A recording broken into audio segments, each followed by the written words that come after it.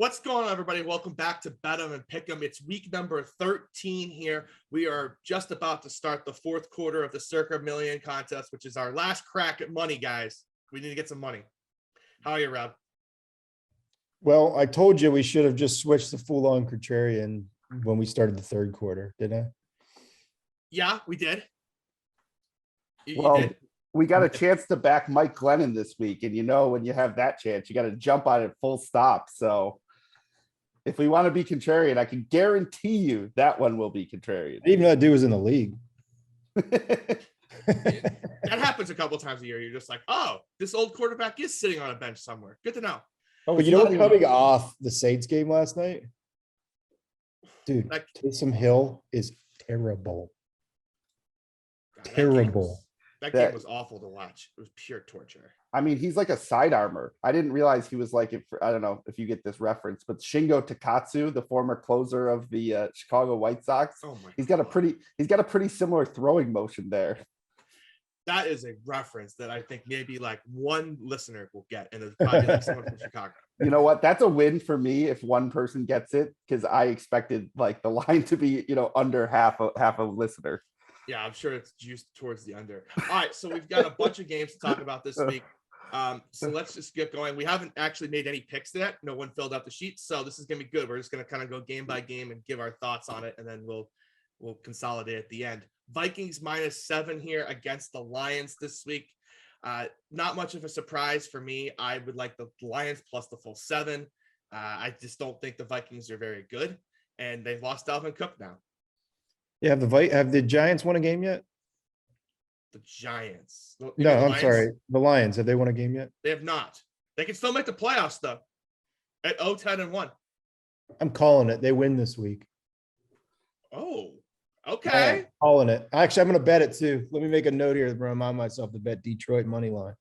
Oh, Okay. man. After how they played against the Bears in person, like I was there to just watch that offense just become completely stagnant after DeAndre Swift was actually, I don't even know if DeAndre Swift can be used as, an excuse there. They had that touchdown to Josh Reynolds early, but this offense has just got nothing. I know this Vikings defense is terrible, but like I want to be on the Lions side, but having witnessed that, I'm having a mental block here about them just not being able to move the football. I mean, there was no Akeem Hicks in that game. They couldn't run the football.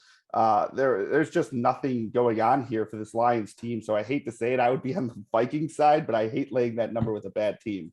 I'm so pissed off at Kirk Cousins. All I fucking needed was a completion or a touchdown to Jefferson or Thielen, and I won big money last week. The end of that game was an absolute fucking abortion for him. I don't understand what was happening there. I mean, Yeah, Darnell Mooney. I took the Vikings last week too. I put them on all the cards, and then I got that final drive. I was so mad. I was like, that's what I get? Mooney went nuclear against this team. Like Justin Jefferson could have 200 yards. Yeah. I was 20th in the 150 going into the last 3 minutes of that game. Yeah, that's so frustrating. I still think the Lions are the right side here. I really do at home. They've got the extended break here. They got like Swift is out, by the way. What? Swift is out. Right. Yes. Yeah. By the way, Justin Jefferson, longest reception over 27.5 yards. Thank you very much. I will be taking that one. Does seem like a very good bet. All right, Cardinals -7.5 here. I believe that game's in Chicago against the Bears. Let's double check here. Yeah, it's at Chicago against the Bears. We still don't know the status of Kyler Murray or DeAndre Hopkins. I just don't know how the Bears are going to score any points, guys. I mean, Andy Dalton's looked better, and the Bears' home field is the ultimate equalizer. But like the last time I said that, the Packers looked rough and still covered against this Bears team, like barely. But this Bears team is just so bad that it really is difficult to put any degree of faith in them. Like, again, I witnessed these two teams a week ago, and it's not like the Bears were impressive. They just were slightly better than one of the worst teams in football. I don't know. This is a really tough line for me. This would be one like where I was doing picks, I would just stay away from it because I don't know the status of the best players on the Cardinals. Like I would need them in to feel good about it. And we've got a really low total here with a touchdown differential, which is usually what I like to be on the underdog. This was one where I was not quite sure where I wanted to be. So I wanted to open up this one to you guys. Yeah, so I'm teasing Arizona down to -1. I think this is a great spot, -1, Murray or no. I just, like you said, like the Bears are the Lions. Like they have no offense. They're inept. So I like teasing Arizona down. Yeah, I think you stay away for the contest, but like if you were in a pool where you had to pick all the games against the spread, I would pick the Cardinals if I was forced to. Bucks -11.5 at the Falcons here. I know that we've been saying this for 3 weeks now, Ricky, but I think it's finally time for the Tom Brady big game. And I'm not sure how the Falcons can keep up. Yeah, it's weird. This game's moved 1.5 towards the Falcons. It's +10 now on DraftKings Live. Yeah. So I'm not. Remember when the Bears had that CLV2 against the Bucks and we're just like, ignore it? They're just wrong. Yeah, I happen to agree that that's what this is. I mean, Matt Ryan without Calvin Ridley, let's just call it what it is. He's been pretty lost. I mean, he has Kyle Pitts, who you would think would emerge as their top target, and we keep seeing them. I mean, not that, Cordero Patterson in the short field has been a bad option for him, but like they haven't been able to figure out the receivers. There's like a random Kadri Allison week. There was a random Zacchaeus week. This offense, you take away the running game. I'm agree with you. I'm not sure they score. And I think this Bucks team is too good in the short passing game against the Falcons team that allows a lot of goodness in the short field. I think they're going to just absolutely murder this Falcons team. So I have to be on the side of the Bucks double digits here. And I'm going to be on the side of Tom Brady and daily fantasy as well. Yeah, I'm on the Bucks here. I've teased the Bucks down to -4 with Arizona actually. But I see the Bucks covering this 10 pretty easily. I think this is a good spot for us to get contrarian. Like we need to get a little contrarian here. Like, yeah, we're losing 1.5 of CLV, but that's going to drive the ownership of the Bucks down in the contest. Yeah, I agree. So I think this is one we should lock in. Chiefs at Broncos. Chiefs -9.5 here against the Broncos. This game's in Kansas City. This is too many points. I'll just say it right now. Like, yeah, Kansas City has looked a bit better, but this is a good Denver defense. This is too many points. I know it's Sunday Night Football, but this is too many points. I want to lay it.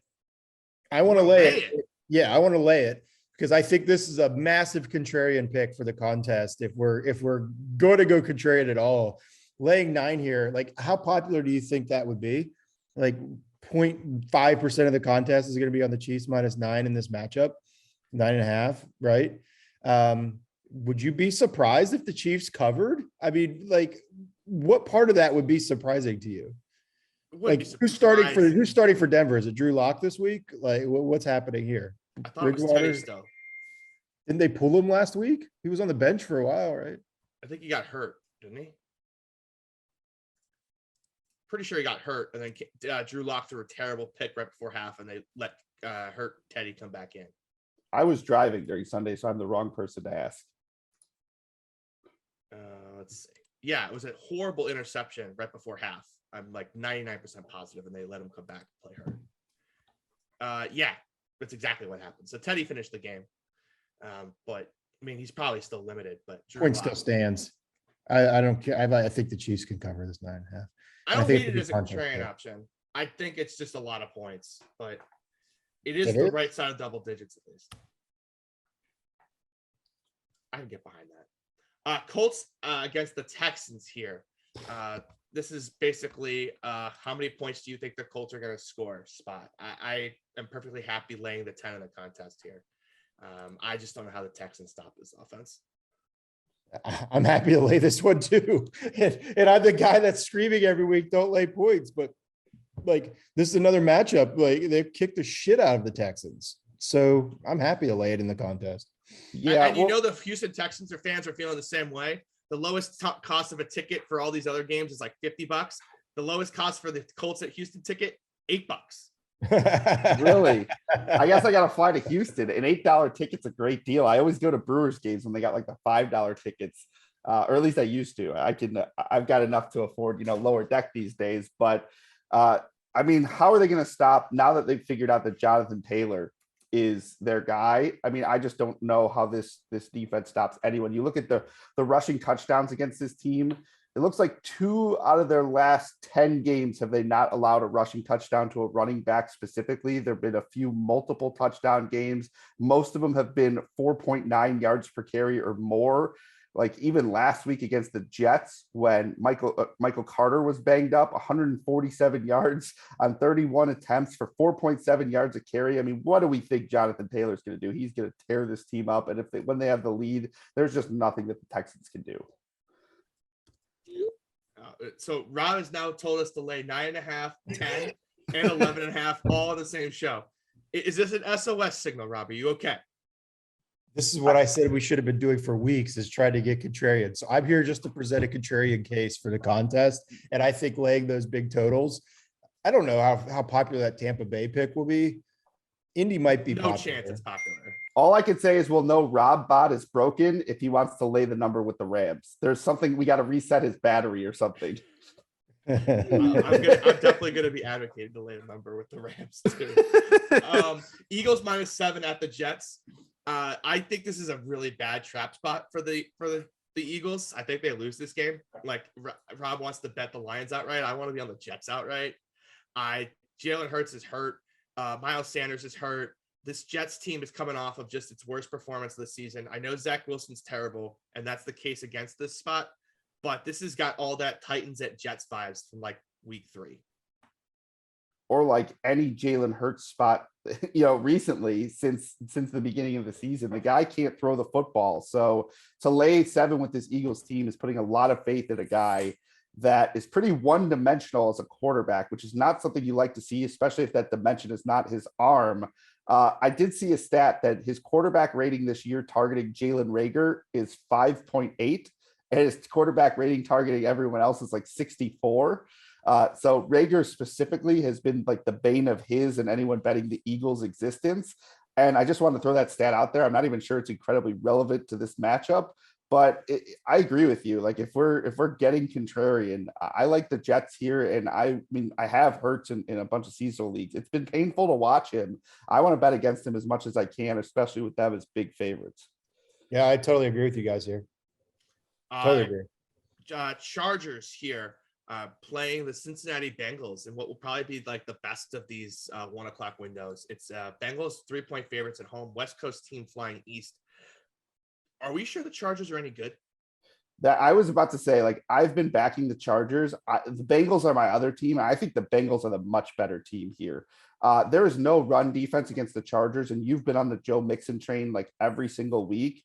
I think the ability to just Joe Mixon pound this defense for 5-6 yards at a time is going to open up the deep ball. I think you're going to see the full allotment of the Cincinnati offense this week. And I'm just not sure that the Chargers have enough to compete with that. I think that, we saw the Bengals just absolutely dominate last week. And I think you haven't seen anything yet. I think this matchup could be even worse because Mixon should just be like full go against the worst rushing DVOA defense. And I think a bunch of my lineups this week, I'm going to try and have like Tom Brady, Mixon, Jamar Chase as my base here and see what I can fit around it, because I think the Bengals explode. I think the Bucs explode. You met Jonathan Taylor, right?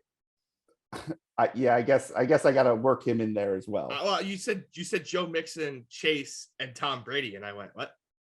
Yeah, well, those are the core of pay-ups for me. I mean, I don't think you could fit all of them in one lineup, but those are the core. I would include Taylor there too.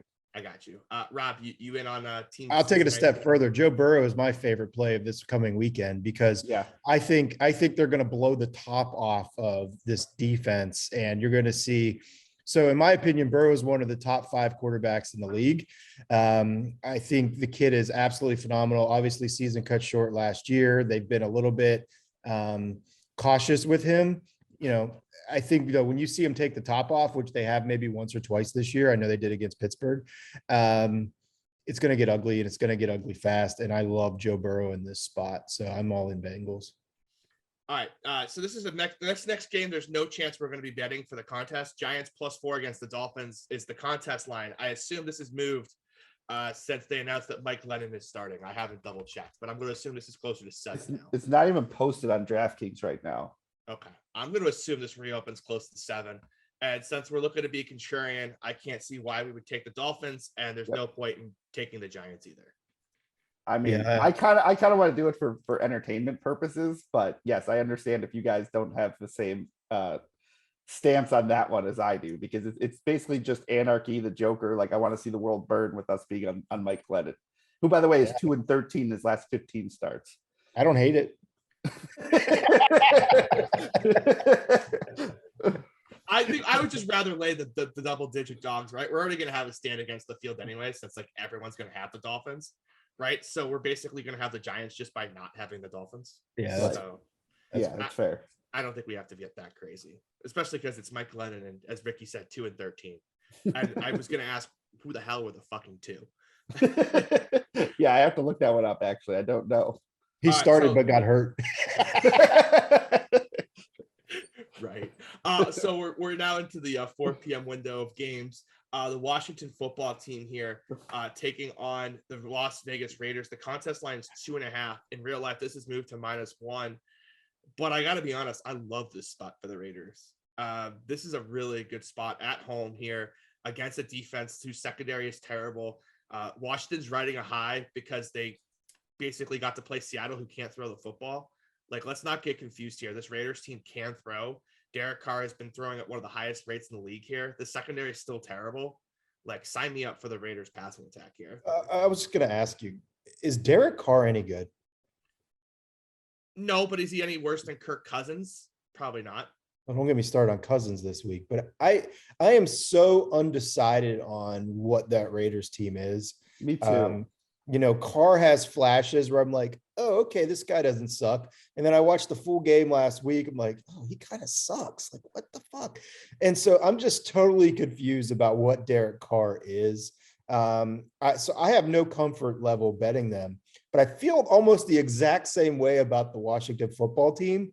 I have absolutely no read on what that team is or what they're doing. So this is just like, I'm just so confused by either side of this. It's a stay away from me because I'm just confused by both teams. I just think the Raiders are going to be throwing the football 40 times plus. Yeah, but does it matter?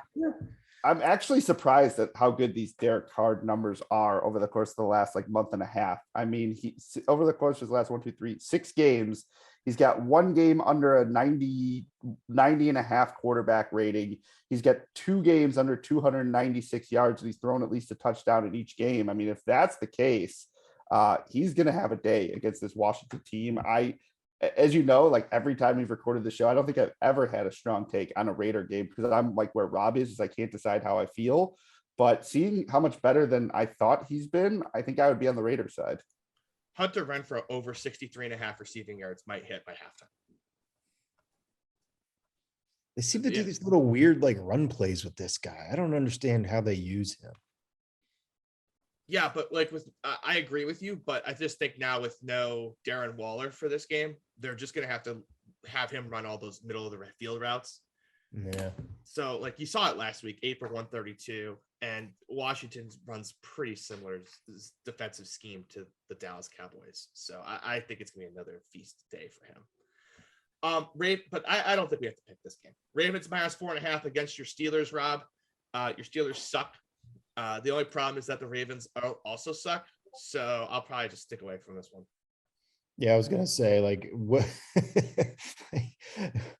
the Steelers are, that's a given. Bet is, I don't know. I don't want to talk about it too much, but this Ravens team, what is Lamar doing? What is he doing? I don't understand what he's doing.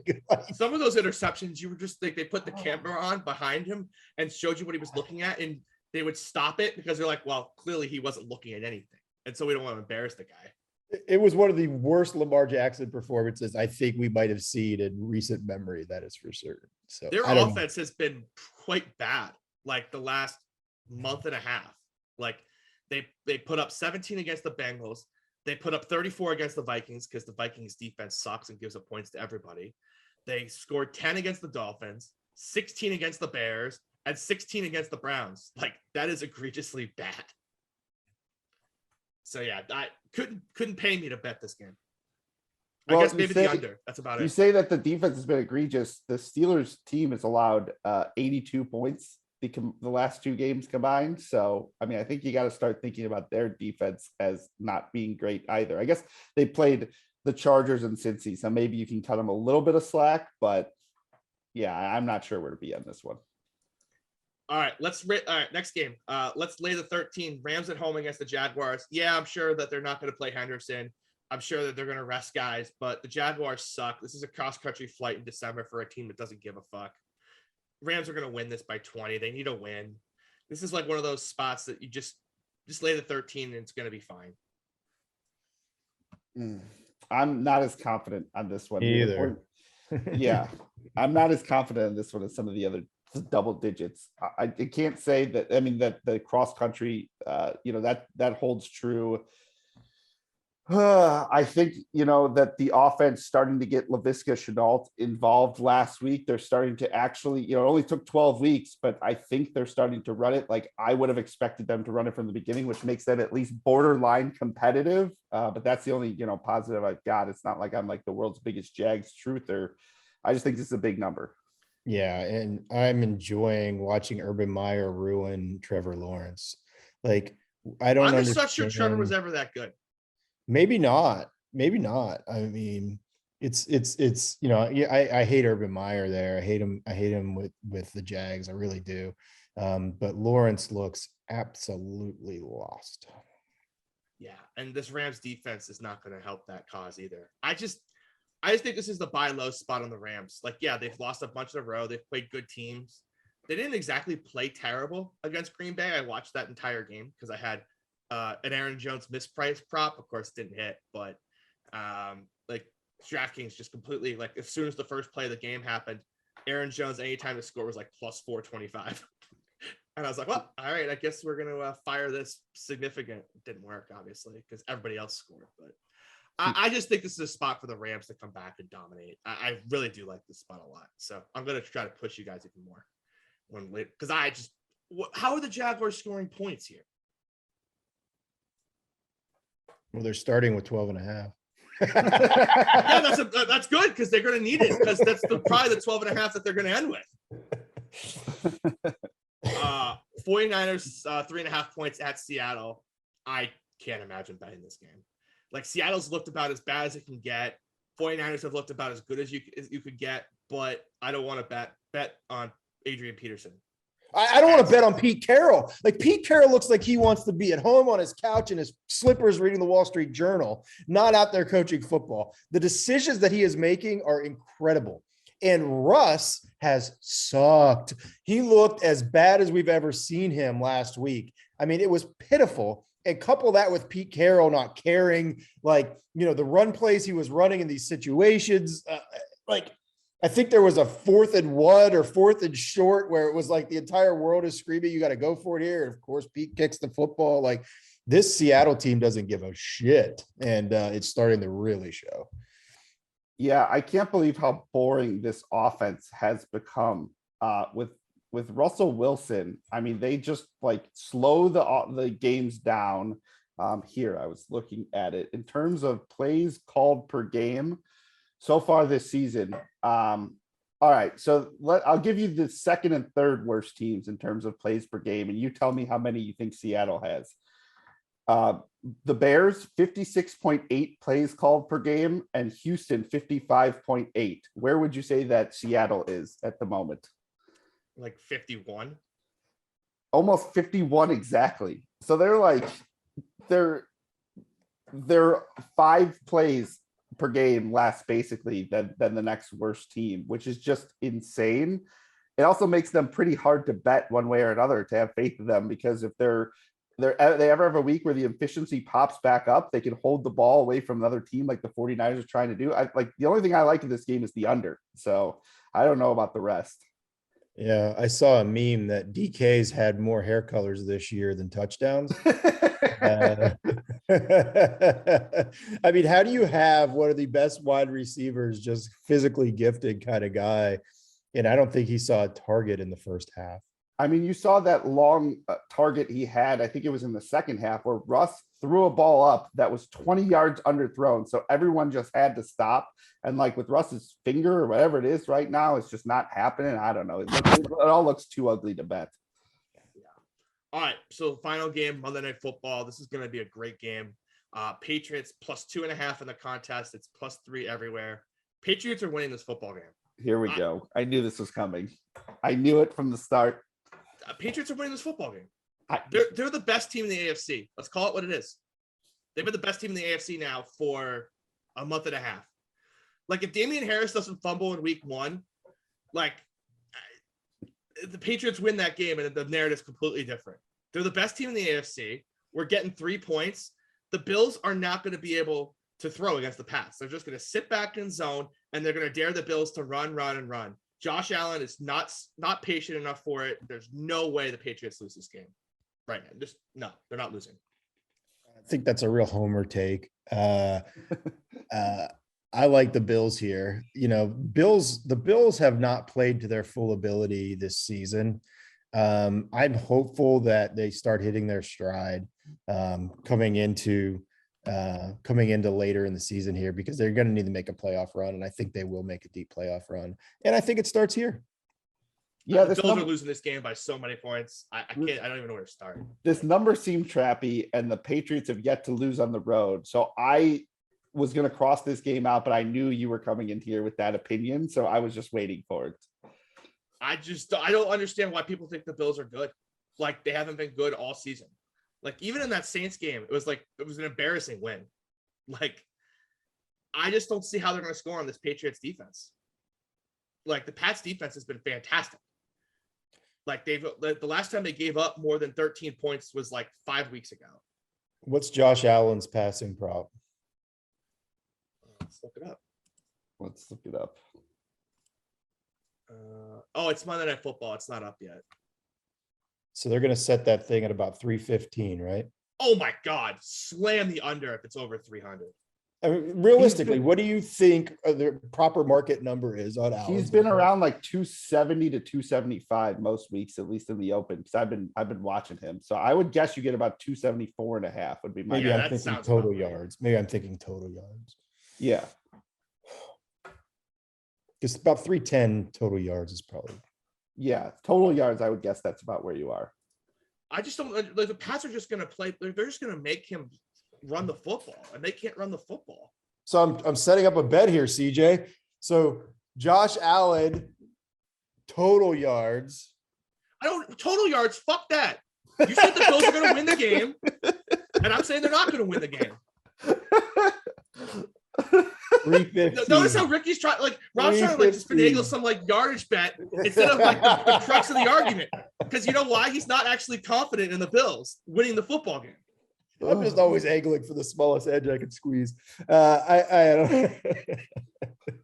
All right. Pats are winning this football game. Mark it down. Save the clip. It's going to be one of those Patriot December wins. It's going to be like 24-13. And everyone's like, wow, they're really good. By the way, before we transition to just say what our 5 picks are, you turned down a free $500 from me, CJ. When did I do that? Michigan, Ohio State. You said Michigan would win outright. Yeah. And I said, you know what the sad part is? I wussed out the day of, and I like I went from a 2-unit play to a 1-unit play on it. And I wanted to punch myself almost immediately. According to ESPN, the Dolphins reopened as 6-point favorites. Yeah, that's gonna close at 7.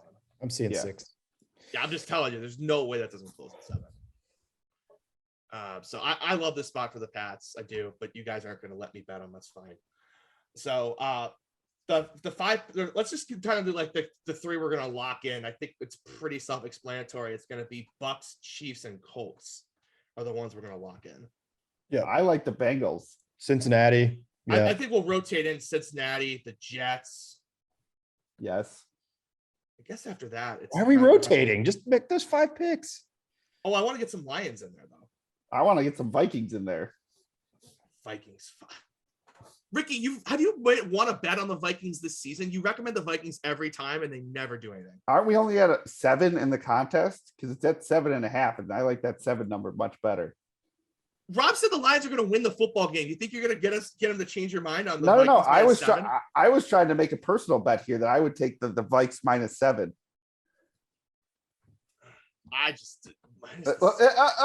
You're trying to make a bet about something that wasn't the concept here, Rob. I gave you the exact concept. I was just looking at the line. That's fine. I'll take the Lions +7. All right, done.